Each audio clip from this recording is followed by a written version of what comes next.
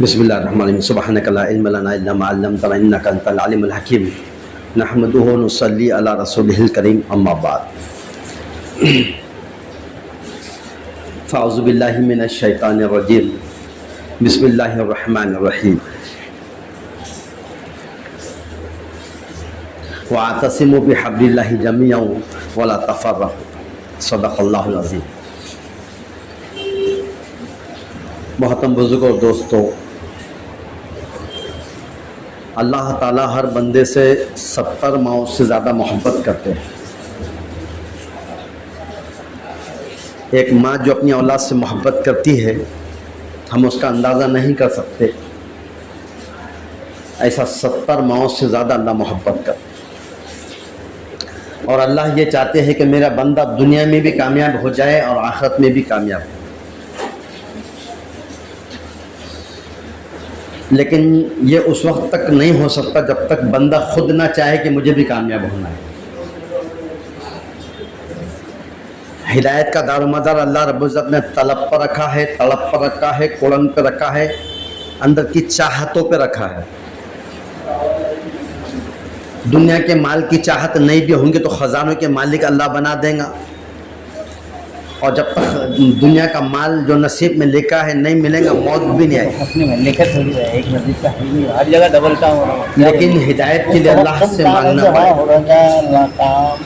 بے شمار اللہ کے بندے ایسے ہیں جو گمراہی میں پڑے ہوئے تھے، اللہ نے ان کو ہدایت کے اسباب وہاں تک پہنچایا جہاں پر وہ گمراہی میں پڑے ہوئے تھے۔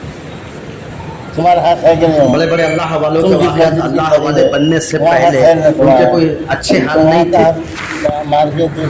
ان کی زندگیاں گناہوں میں گزرا کرتی تھی، رات دن گناہوں میں لگے رہتے تھے، حرام کاریوں میں رہتے تھے۔ پھر اللہ کی ایک نظر کرم پڑی اور دل کی دنیا بدل گئی، اور جب اللہ نے پھر نوازا ہے تو ایسے بنے ہیں، ایسے بنے کہ قیامت تک لوگ ان کے ایسا بننے کی چاہت دلوں میں رکھتے ہیں۔ مالک بن دینار رحمۃ اللہ علیہ کا واقعہ یہ بہت مشہور واقعہ ہے، بہت بڑے اللہ والے مشہور بزرگ ہیں، ان کے بہت سارے واقعات کو لکھا گیا۔ تو ایک واقعہ ان کا صفحات میں لکھا ہے کہ مالک بن دینار رحمۃ اللہ علیہ اللہ والے ہیں، کسی نے ان سے ان کی توبہ کا قصہ پوچھا کہ کیا بات پیش آ گئی کہ آپ نے اپنی سابقہ زندگی سے توبہ کی؟ تو انہوں نے کہنے لگے، مالک بن دینار رحمۃ اللہ علیہ کہنے لگے، میں ایک سپاہی تھا، شراب کا شوقین تھا، شراب پیتا، اپنے مسجد محلے کی بات رہی تو ٹھیک ہے، یہاں کیوں اب ہر جگہ ہو رہی ہے تو کیا کریے؟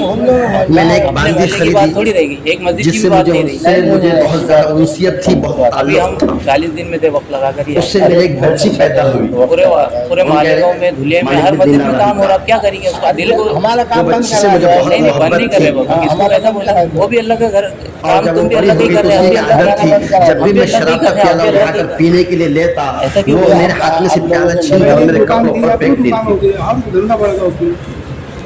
محبت کی زیادتی کی وجہ سے اس کو مارنے کو دل نہ چاہتا، ڈانٹنے کو دل نہ چاہتا۔ جب وہ 2 سال کی ہو گئی تو 2 سال کی عمر میں پہنچنے کے بعد اس کا انتقال ہو گیا، اس کا صدمہ میرے دل پر بہت زیادہ تھا، میں ہمیشہ غمگین رہا کرتا تھا۔ ایک دن عشاء کی نماز 15 شعبان کی رات تھی، عشاء کی نماز بھی نہ پڑھی اور شراب میں مست اور سو گیا۔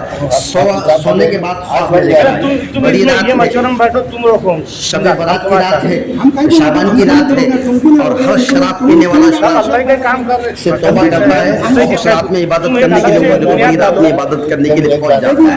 اور یہ 15 شعبان کی رات ہے، اور 15 شعبان کی رات میں شراب میں مست پڑے ہوئے ہیں اور سو گئے۔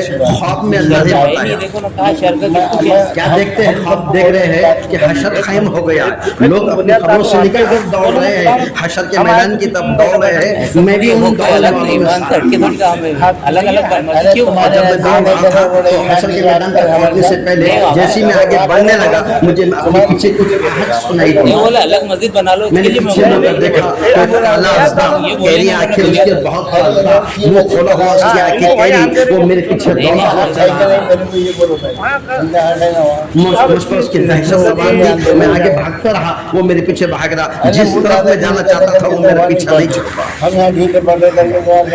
भागते भागते भागते मुझे सामने एक ज़ईफ शख्स बड़े मियाँ बुजुर्ग नजर आए। सफेद लिबास, महक उनकी खुशबू उनके बदन से आ रही थी, बड़े मुअत्तर खुशबू लगी हुई थी। मैं वो मुझसे मिले, मैंने उनको सलाम किया, उन्होंने जवाब दिया। मैंने कहा कि ये अज़दा जो है इससे मुझे निजात दिला दीजिए, इसे छुटकारा दिला दीजिए। तो कहने लगे मैं ज़ईफ आदमी हूँ और ये बहुत कवी ताकतवर है और मेरे बस का नहीं कि मैं इसका मुकाबला कर सकूँ। अलबत्ता वो पहाड़ है, शायद कोई अमानत मेरी उसमें हो। अपने को अल्लाह के लिए कर चलो चुनाचे में आगे भागता रहा। जब उस पहाड़ के पास पहुंचा तो जब जाकर उस पहाड़ की तरफ उस तरफ मैंने देखा तो एक बहुत बड़ी उसमें आग नजर आई। बहुत बड़ी आग जल रही थी, वो एक जहन्नम की आग थी। लेकिन जब मैं पलट कर पीछे देखा तो वो अज़दा वहां पर भी मेरे पीछे आ गया। अनखरीद था कि मैं जहन्नम के गले में गिरूं।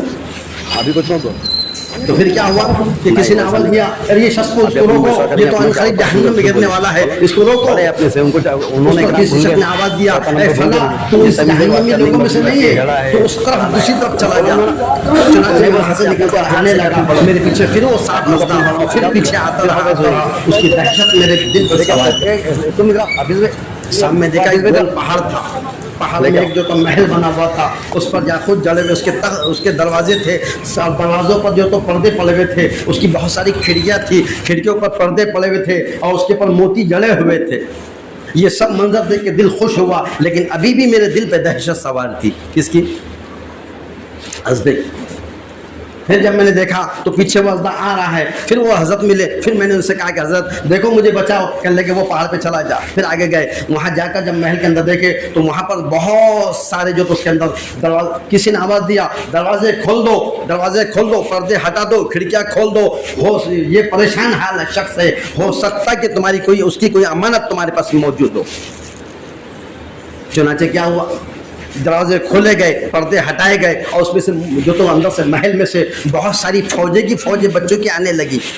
मैंने जब देखा तो मुझ पर अभी भी दहशत सवार थी। मैं जब देखा तो वो 2 साल की जो छोटी बच्ची थी, वो बच्ची पर मेरी निगाह पड़ी, मैंने देखते ही पहचान लिया, उसने भी मुझे पहचान लिया और कहने लगे खुदा की कसम ये तो मेरा अब्बू जान है।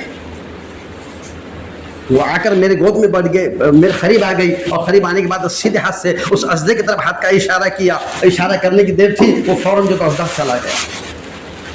मैंने पूछा बच्ची तुम यहाँ क्या कर रही हो? क्या अब्बा जान बचपन में इंतकाल होगा था, हम आपके इंतज़ार में यहाँ पर मौजूद है और हशर के क़ायम होने तक यहाँ रहेंगे। जब हिसाब किताब का दिन होगा हम वहाँ तक साथ में रहेंगे और जब आप वापस आएंगे हशर के मैदान में, जब हम मिलेंगे हम अल्लाह से मासूम बच्चे अल्लाह से सिफारिश करेंगे उन माँ बाप की जिनकी तकलीफ़ों पर उन्होंने सब्र किया था। जो बच्चे बचपन के अंदर इंतकाल कर जाते हैं वो माँ बाप तो गम के मारे रोते ज़रूर है, रोना चाहिए, लेकिन शिकवा नहीं होना, शिकायत नहीं होना, ज़बान से कोई ऐसा जुमला नहीं होना जो अल्लाह के शान में उसके खिलाफ हो जाए, ऐसा बिल्कुल नहीं होना चाहिए।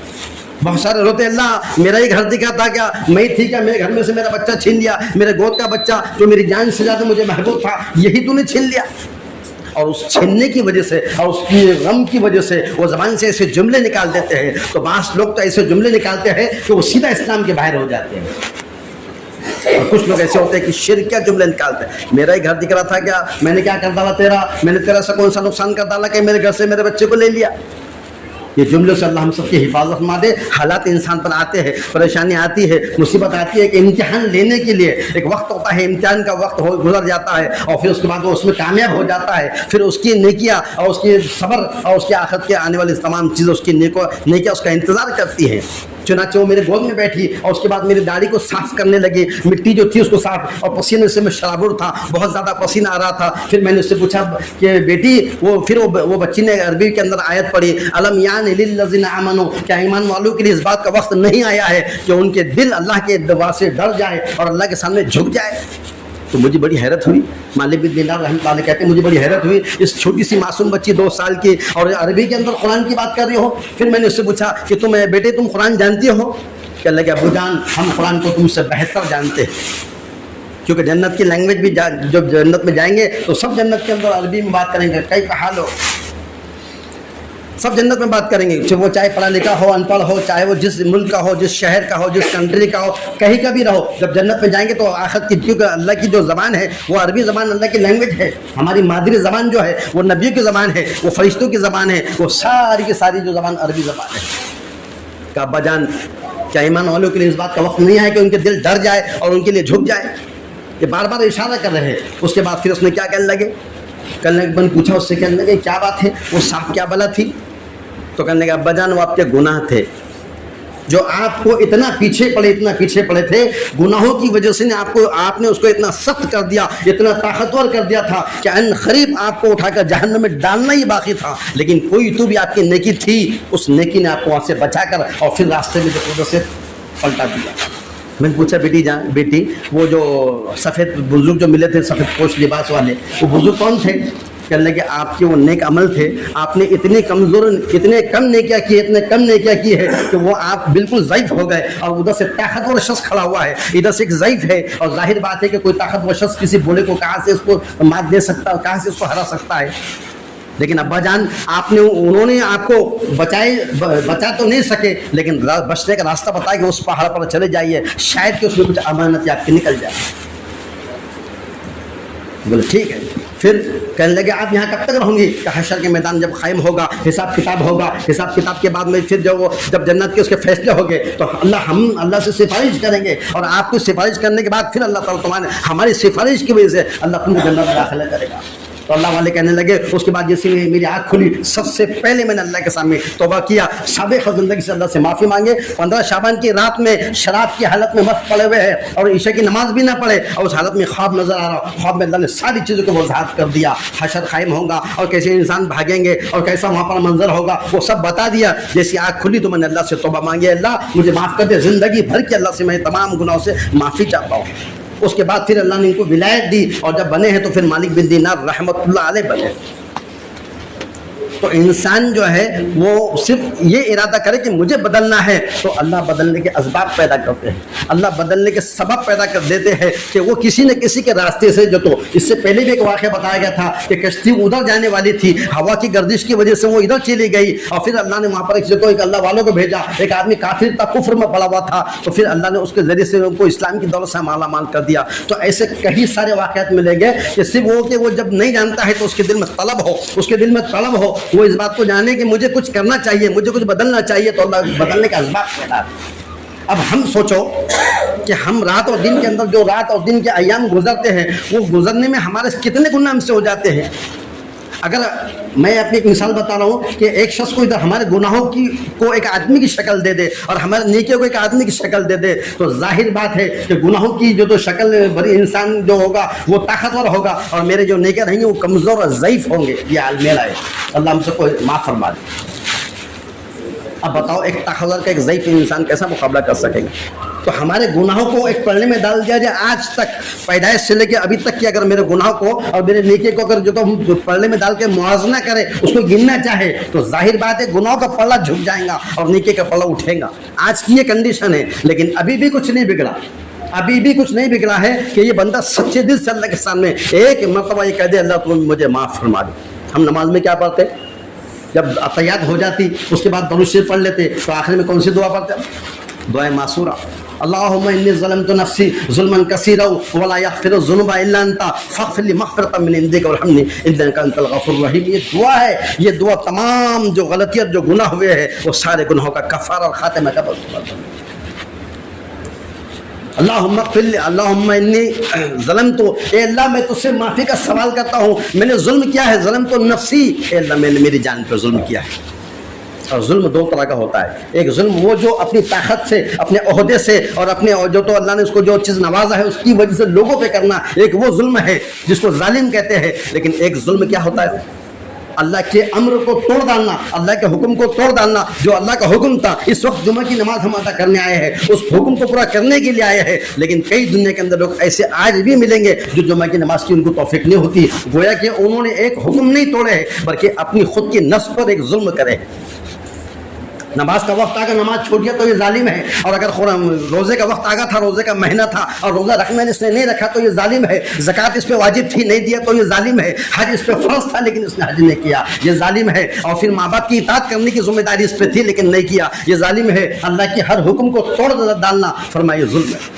एक जुल्म वो जो लोगों पे ताकत के ओहदे की वजह से किया जाता है, और एक जुल्म वो जो अपने आप पर किया जाता है। जैसे हजरत आदम अलैहिस्सलाम ने क्या बोले थे, अल्लाह ने कहा था कि वला तक़रबा हाज़िहि शजर, ये जन्नत सारी तुम्हारे लिए है, जहाँ चाहे चले जाओ, जो लगता है सब खा लो, लेकिन याद रखो वला तक़रबा हाज़िहि शजर, उस दरख्त के करीब मत जाना, ये हुक्म लगा दिया।